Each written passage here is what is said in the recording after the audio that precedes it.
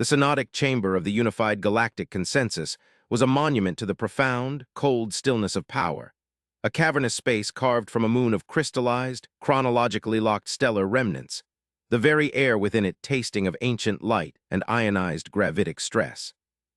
Elder progenitor Thraxus, a Cathar of the Ninth Ascension, whose organic form was subtly interfaced with the chamber's life support systems, allowing his consciousness to span the consensus's informational network, sat motionless upon the central plinth. His chitinous shell, usually a vibrant, refractive spectrum of authority, was currently muted to a deep, anxious ochre, a physiological stress reaction mirrored across the silent, tiered seating that held the delegates of the federated species. The silence itself was a pressure, far heavier than the modulated gravity, a vast, echoing void of collective uncertainty that had settled over the unified races for the first time in millennia, an uncertainty generated by a single peripheral species designated, in the consensus archives, merely as Terran. The Reich Strategos Kale, whose aggressive, segmented profile suggested a being bred for instantaneous, decisive action rather than the slow, agonizing introspection of diplomacy, finally allowed the silence to fracture. His voice, amplified and harmonized by the chamber's acoustics into a sonic chisel, was laced with an almost contemptuous frustration that bordered on political insubordination. He projected a tridimensional, kinetic holographic schematic into the chamber's void, the schematic of the human vessel. Progenitor Thraxus, delegates, I ask again, with the utmost respect for the gravity of this synodic moment, why are we dedicating this unprecedented level of strategic contemplation to what our preliminary analysis definitively categorizes as a technological aberration, a scrap heap barely capable of maintaining structural integrity? Kale's visual sensors narrowed, focusing their beam on the projected image, which displayed a vessel of jarring, asymmetrical design. Patched hull plating, visibly inconsistent radiation shielding, temporary-looking conduits snaking across primary structural elements, and a propulsion signature that fluctuated wildly between sophisticated controlled fusion and what sensor logs logged dismissively as crude chemical impulse bursts. Look at the thermal footprint, delegates. It is inconsistent with a long-range exploratory vessel. It is the profile of a desperately retrofitted salvage rig or a highly dangerous, unstable prototype. The designation we assigned, Peregrine 01, is far too generous. It is, to be blunt, a piece of scrap that should have succumbed to interstellar friction days ago. Yet it persisted, breaching 4 quarantine zones and refusing all standard interdiction protocols. This persistence, coupled with the vessel's volatile, near-catastrophic internal energy signatures, is why the initial Cathar intercept report used the descriptor dangerous, not because of its weapon capacity, which is negligible, but because of its sheer, baffling instability. The Vesh diplomat Prime Selene, a being of serene hydrosilicate composition who embodied the consensus's commitment to process and measured response, let a wave of subtle, clarifying resonance emanate from her elevated podium. The vibration was soft, yet it carried the authority of countless codified laws. Strategos Kale, your analysis of the vessel's construction is accurate, if emotionally charged. The Terran vessel is, by all observable metrics of Cathar design philosophy, an architectural failure. However, the data concerning its localized spacetime manipulation remains troubling. It did not breach the quarantine zones, strategos. It ignored the structural integrity of those zones. The field surrounding the third demarcation point, a field designed to deflect stellar debris and rudimentary drive signatures, simply ceased to register the Terran ship's presence. Our tactical sensors logged its exit from that zone, not its penetration. Furthermore, the single, concise message it transmitted upon being finally contained by the Cathar Patrol Vanguard, a message that contained a complex, nonlinear mathematical proof and a simple 2-word statement, cannot be so easily dismissed as the product of an unstable or primitive civilization. Selene paused, the resonance fading, leaving the stark, unadorned complexity of the problem hanging in the sterile air. The 2 words were research, containment. Containment of what, strategos? And why would such a crude, volatile vessel be utilized for research that involves manipulating physics in a manner that exceeds the current ascendancy model? Thraxus, the elder progenitor, finally stirred, a movement so slow it was almost a geological event, his internal processors synthesizing the entire history of the consensus's engagement with nascent species. His voice, now transmitted not THR. or microphone, but through a direct, synesthetic wave of information that bypassed the auditory sensors and resonated directly within the delegates' cognitive cores, was the embodiment of ancient, weary wisdom. The danger, strategos, is not the scrap vessel's instability, but the instability it reveals in our own paradigm. We judge their species, humanity, based on the superficial aesthetics of that vessel, based on the arrogance of our perfected, millennia-refined engineering. We observe the patchworked hull and the wildly fluctuating power readings, and we conclude primitive or desperate. We fail to consider the profound implications of a species that would choose to utilize such a precarious platform for an experiment of such magnitude. This is not the action of a civilization that fears failure. It is the action of a civilization that has transcended the fear of failure, that views controlled instability as a necessary tool of progress. They are operating outside the established parameters of technological maturity, and that unpredictability is the most significant threat to the consensus's stability. Thraxis projected a secondary image. A vast, swirling region of space designated the aperture, a notorious, distant patch of gravitational anomalies and interdimensional flux, known to consume entire scouting probes. The Peregrine 01 was logged as heading directly into the heart of the aperture. No civilization, not even the Cathar at their zenith, has risked a manned mission into that sector. The question, delegates, is not if they are a threat, but what kind of threat. Are they a localized, self-destructive element, or are they a precursor to a new physics we have systematically ignored? The current Cathar deployment, a substantial demonstration force, is now positioned at the final Terran demarcation line. We cannot show weakness, but we cannot risk miscalculation. The proposed action remains a full, non-destructive diplomatic seizure of their territory, forcing immediate, transparent disclosure of the Peregrine 01 project. We shall send the Armada, strategos, but with a mandate for containment, not annihilation. They must be humbled without being destroyed, lest their secrets be lost. The deployment of the Consensus Armada was a spectacle of overwhelming, cold symmetry. From the Synodic Chamber's orbital viewing station, the sight was one of profound, suffocating order. Ship after ship, each a triumph of Cathar, Vesh, and Reich integrated technology, moved with a silent, terrifying synchronicity that spoke of absolute control over mass and energy. The sheer density of vessels, heavy cruisers, light interdictors, specialized field generators, and diplomatic tenders, all coated in the dull, light-absorbing stealth composite that defined the Ascendancy's military aesthetic, created a shadow across the Terran frontier. The Armada was not a force meant for war against a peer. It was a vast, irresistible weight meant to crush the will to resist, a psychological weapon crafted from hyper-optimized geometry and the accumulated certainty of galactic dominance. Strategos Kale, from the bridge of the flagship Inexorable, felt a surge of professional pride mingled with the lingering, acid taste of his initial skepticism. The sheer scale of this response felt appropriate for the perceived political crisis, even if he still viewed the originating incident, the crude, ugly human vessel, as a ridiculous footnote.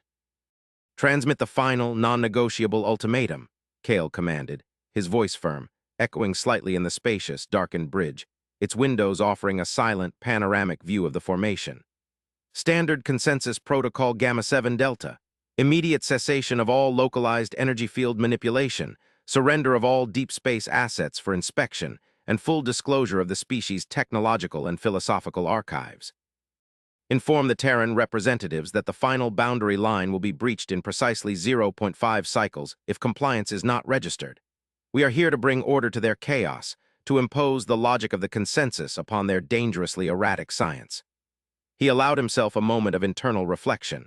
A fleeting thought of the Peregrine 01 still contained a safe distance away, its baffling readings continuing to confuse the science teams. Scrap, he thought with finality. We will take their scrap, dismantle it, and reveal the shallow pretension of their supposed breakthrough. The Terran response arrived not as a chaotic broadcast across multiple frequencies, which was the expectation, but as a single, perfectly modulated quantum entanglement signal, appearing instantaneously and solely upon the bridge display of the Inexorable. It was a communication of disarming simplicity, bypassing all the consensus's complex, tiered diplomatic protocols, cutting straight through the established military formality. The visual representation was of a single Huma. A female, mid-30s by Terran metric, her expression one of profound, unreadable calm. She wore no insignia of rank, only a simple, dark uniform, and her eyes held a steady, unwavering focus that seemed to look beyond the bridge, beyond Kale, and into the very core of the Cathar Empire's long history of self-justification. Her voice, translated and filtered into a perfectly balanced acoustic signature that resonated with an unnatural clarity, was the very antithesis of the tense, anxious environment of the consensus Armada.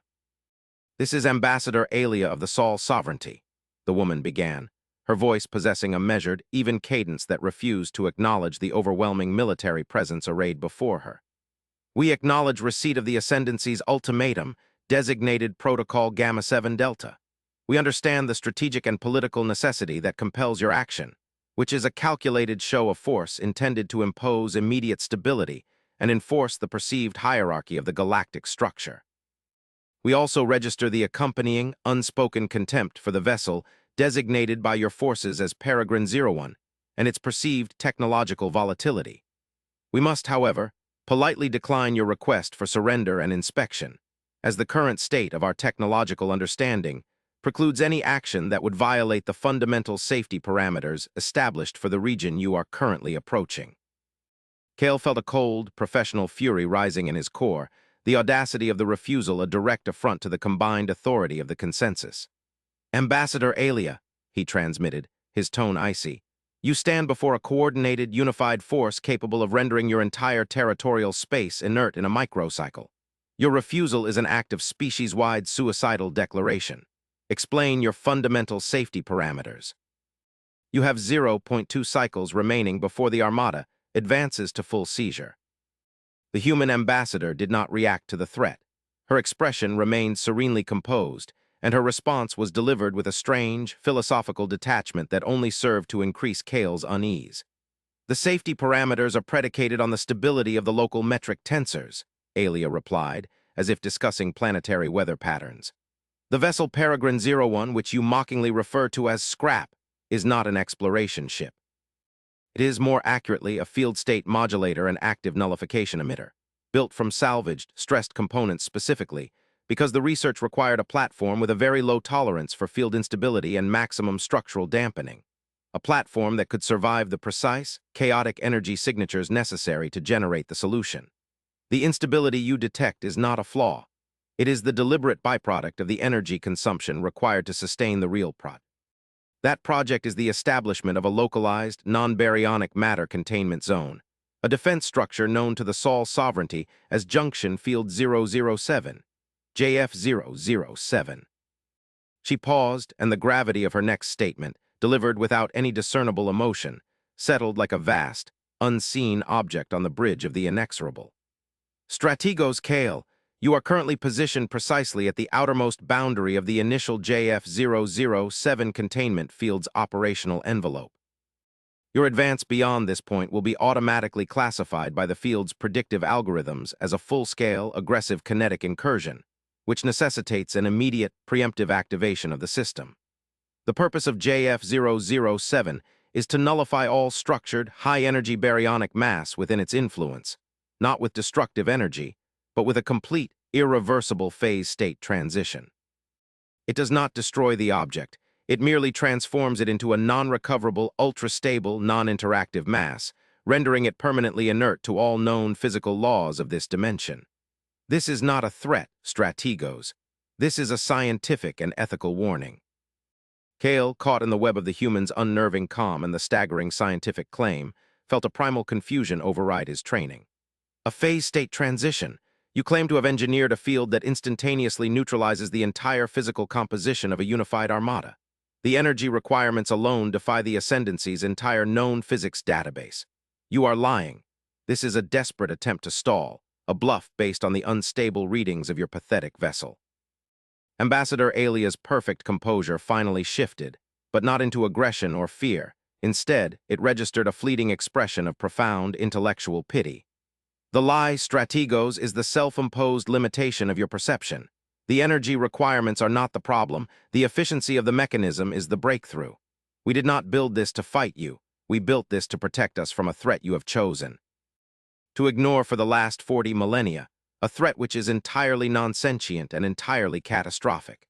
The Peregrine-01 was collecting data on the advance of the voidal motes, the deep void contaminant we believe to be the true source of your aperture anomalies. Your Armada's density and its disruptive field signatures are now interfering with the Peregrine's containment array, forcing the system into a high-alert defensive mode. She tilted her head slightly, a small, unnerving gesture. I offer you one final opportunity to reverse course. Do not mistake our ethics for weakness. The reason we utilize a non-destructive transformation mechanism like JF007 is not to spare your ships, but to ensure that the kinetic output of your destruction does not interfere with the Peregrine's active sampling of the voidal threat. We seek only stability, not war. In the synodic chamber, elder progenitor Thraxus, who had been observing the feed with a cold, rising dread, felt the ancient certainty of his civilization begin to crack. The human's explanation, complex and terrifyingly specific, carried the weight of empirical truth. The Peregrine-01 was indeed built for a desperate, singular purpose, its scrap appearance a pragmatic necessity, not a sign of primitive construction. He tried to override Kale's command, but the distance and the nature of Kale's arrogance made the intervention too slow. Strategos Kale, his professional pride now irrevocably wounded by the human's pitying gaze, made the critical error. He could not conceive of a power that did not adhere to the conventional logic of kinetic or energy warfare. He believed the claim was a final, desperate gambit. Advance, full seizure protocol enacted. Kale spat into the comm system, his voice trembling slightly with the weight of his own certainty. They are attempting psychological manipulation. Commence the crossing of the final line. The consensus Armada, a vast, silent wall of compressed galactic authority, responded instantly, its hundreds of massive vessels shifting forward in a perfectly synchronized motion, crossing the invisible, mathematically defined line the human ambassador had delineated. The moment the first dozen massive hulls, the vanguard of the Ascendancy's pride, fully transitioned into the JF007 operational envelope, the display on the Inexorable's bridge did not register an explosion. There was no flash, no energy discharge, no sign of a conventional weapon being fired. There was only a cessation, a sudden, complete, and profound silence. The vast, intricate digital displays mapping the Armada's position and status flickered, not with error codes, but with a new, utterly incomprehensible designation. Phase state null, JF007. The lead vessels, the massive Cathar heavy cruisers and the flanking Vesh interdictors simply stopped. Their sensor-ghosting stealth composite did not shimmer, their running lights did not blink out, their vast, powerful engines did not explode. They were, in the span of a single picosecond, transformed. They were no longer ships. They were perfect, massive, geometrically sound, and utterly inert blocks of non-baryonic, ultra-dense, non-recoverable matter. They hung in the void, silent, stable, and completely, permanently useless. The transformation was so absolute, so clean that the material of the ships, the advanced alloys, the intricate wiring, the core processors, had all been uniformly and non-destructively translated into a new, stable, crystalline state, a physical property defined by the humans as Junction Field 007. The Armada, the overwhelming symbol of galactic unity and power, had been turned, in the blink of an eye, into a silent, vast, incomprehensible monument of neutralized scrap. On the bridge of the Inexorable, panic did not immediately take hold. The sheer scale of the impossibility produced a moment of collective, frozen horror. Strategos Kale, his segmented right limbs rigid, could only stare at the main display, where the sensor logs confirmed the impossible. The massive Vanguard fleet had simply vanished from all functional systems, replaced by inert mass markers. The realization was not merely tactical, it was an existential blow. This was not a weapon they could fight. It was a physics they did not understand, wielded with a terrifying ethical precision. The human scrap vessel had not fought their Armada. It had simply and efficiently nullified it, exactly as the ambassador had warned. The Armada had become JF007. Elder progenitor Thraxus, his mind a torrent of synthesized data and millennia of accrued knowledge, immediately took control of the strategic nexus, bypassing Kale completely. His telepathic command was absolute and immediate. Full systemic retreat, immediate cessation of all forward movement, broadcast an unconditional, non-negotiated diplomatic request to the Sol sovereignty. Priority, existential alignment. The sheer humility of the Order and a CT unprecedented in the history of the unified consensus, resonated through the synodic chamber and across the retreating vessels. The terrifying truth had been revealed. Humanity's ultimate power was not in their capacity for destruction, but in their capacity for fundamental, absolute control over reality, a control that had been hidden within the unassuming shell of a scrap, dangerous ship. The next cycle was one of profound, humbling silence for the Ascendancy.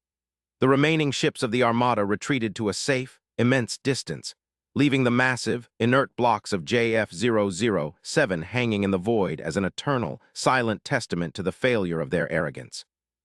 Ambassador Alia arrived at the Synodic Citadel not in a diplomatic cruiser, but in a small, unescorted transport that bore the same patchwork, functionally ugly aesthetic as the Peregrine 01, a deliberate, subtle, and psychologically devastating statement.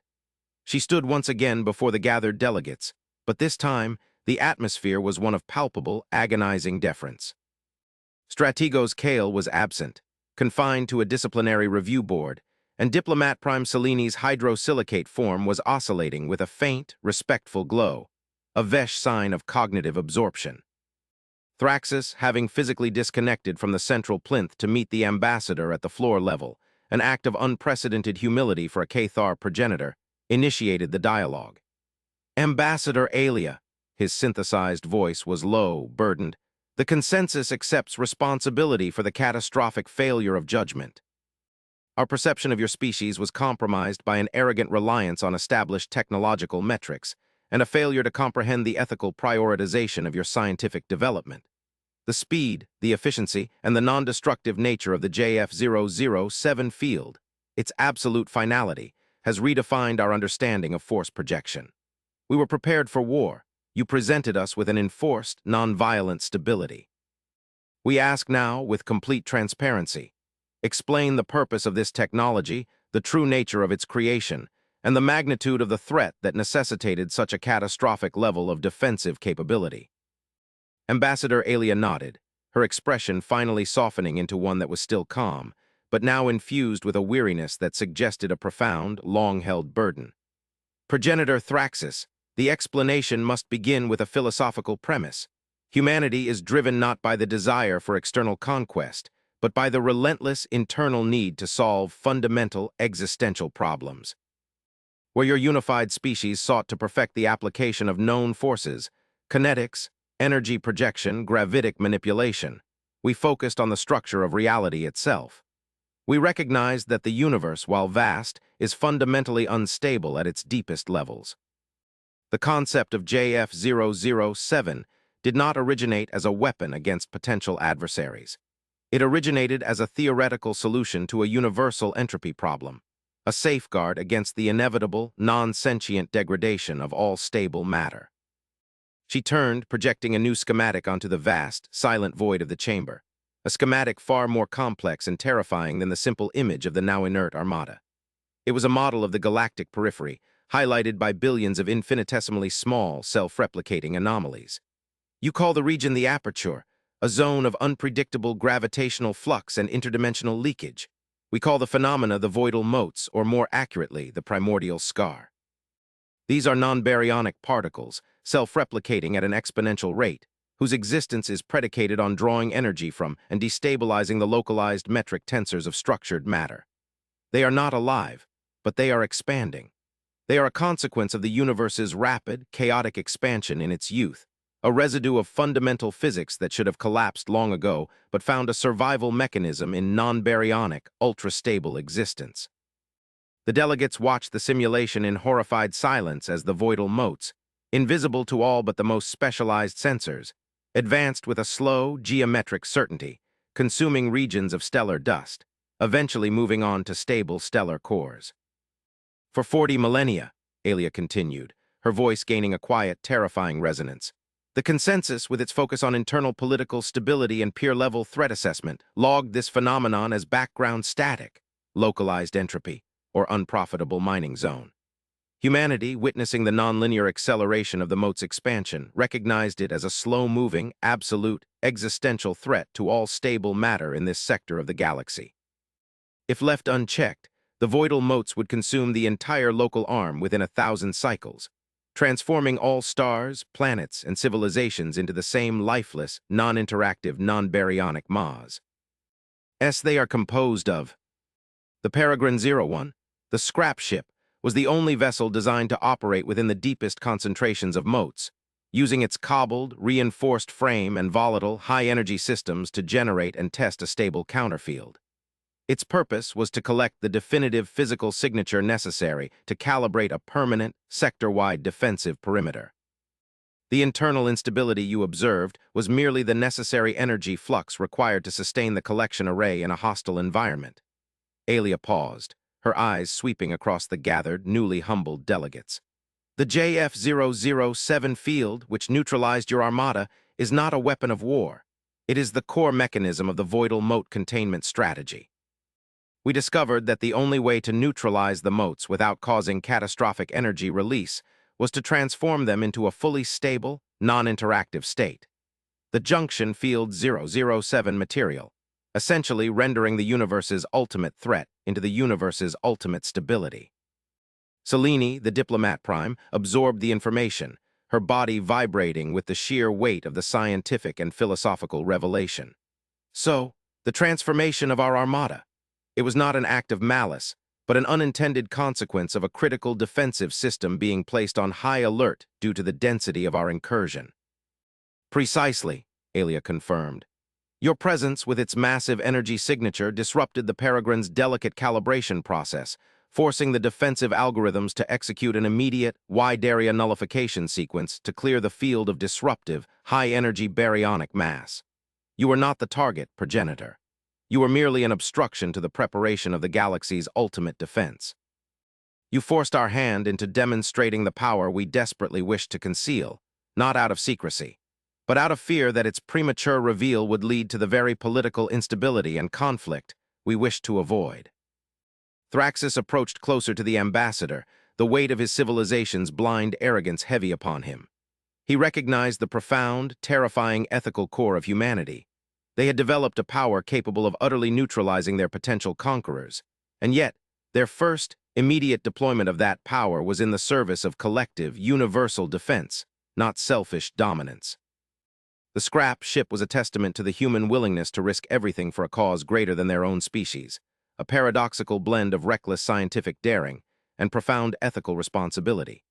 You developed this technology, a power to stabilize reality against an entropic threat, in isolation, while your species was judged and mocked for its perceived technological inferiority. You carried the burden of the galaxy's true defense while we in our hubris prepared to conquer you. What do you require of us now, Ambassador? You have demonstrated a technological superiority that allows you to demand anything.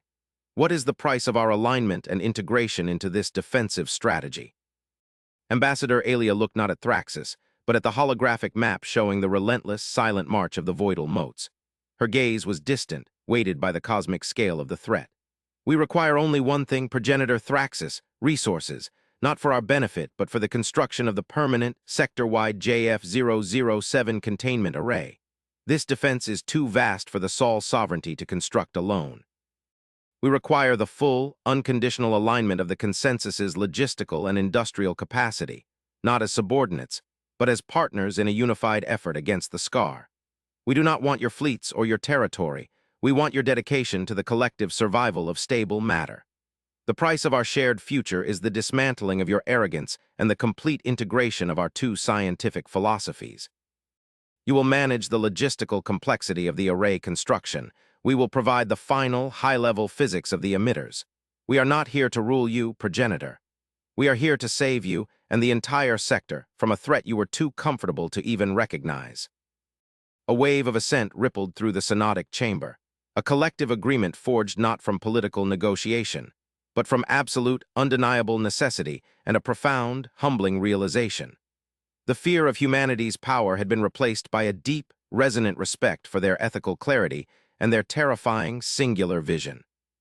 The species that the galactic consensus had mocked for its crude technology and unpredictable behavior, the one that utilized a scrap dangerous ship, had, in a single devastatingly quiet action, forced the entire galactic hierarchy to confront the true, terrifying scale of cosmic reality and their own philosophical myopia. The decades that followed were not characterized by interspecies tension or subtle power struggles, but by a coordinated, massive, industrial and scientific undertaking of a scale previously unimaginable. The unified galactic consensus dissolved, replaced by the Sol Ascendancy Cooperative, a true alliance forged in the shared shadow of the voidal motes. The vast resources of the former consensus, their shipyard capacity, their mining operations, their logistical networks, were redirected entirely to the creation of the permanent JF007 barrier. Humanity did not seize control. They simply provided the fundamental equations, the engineering requirements, and the unwavering, methodical drive. The once mighty Cathar, Vesh, and Reich fleets were repurposed, their hulls stripped down to serve as mobile field generators for the JF007 array. The massive, inert JF007 blocks of the neutralized Armada remained, however, not as a monument of defeat, but as the first solid foundation for the barrier itself, a physical demonstration of the new physics and the beginning of the united defense. Elder Progenitor Thraxus, now serving as the Sol Ascendancy Coordinator, stood years later on a newly constructed orbital platform, watching the final emitter node of the massive containment array being slotted into place, a structure that spanned thousands of light-years, precisely calibrated to stabilize the entire sector's metric tensors against the approaching, silent entropy. He was beside Ambassador Alia, who had since become the silent, philosophical architect of the entire defensive effort. He looked out at the massive structure, then turned to the human. "Ambassador Alia," Thraxus intoned, his voice now carrying the gravity of shared purpose. "We have completed the construction as per the Peregrine 01's final calibration data. The barrier is operational. The voidal motes will be contained. We owe our stable existence to your species' profound, paradoxical blend of scientific recklessness and ethical restraint. We mocked your scrap ship, and it became the foundation of our salvation. But you mentioned the voidal motes were a consequence of the universe's rapid, chaotic expansion, the primordial scar. If this is the case, and this barrier is merely a localized defense, what then is the ultimate fate? What is the bigger picture you prepared for, the one beyond this containment?"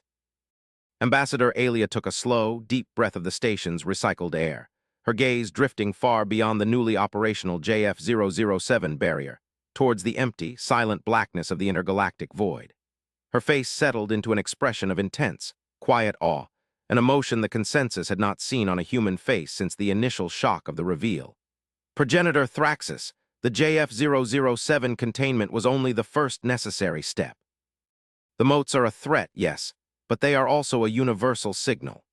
Their non-baryonic existence creates a faint, measurable disruption in the primordial background radiation, a signal we were only able to decode with the data collected by the Peregrine and the energy calibration from the JF007 activation."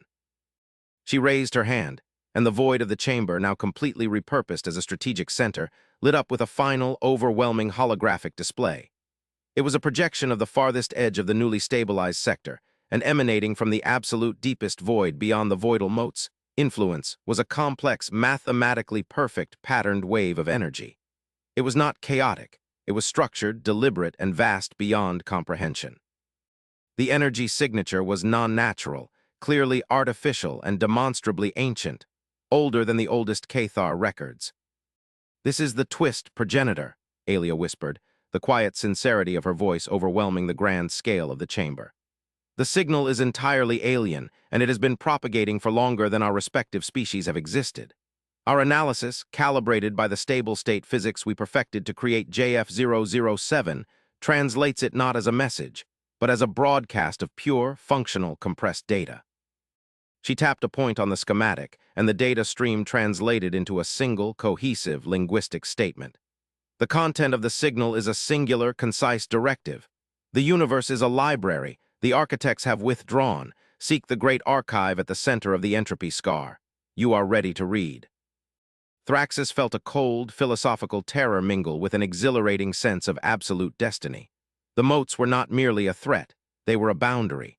The JF007 barrier was not merely a defense, it was the key to unlocking the next level of existence.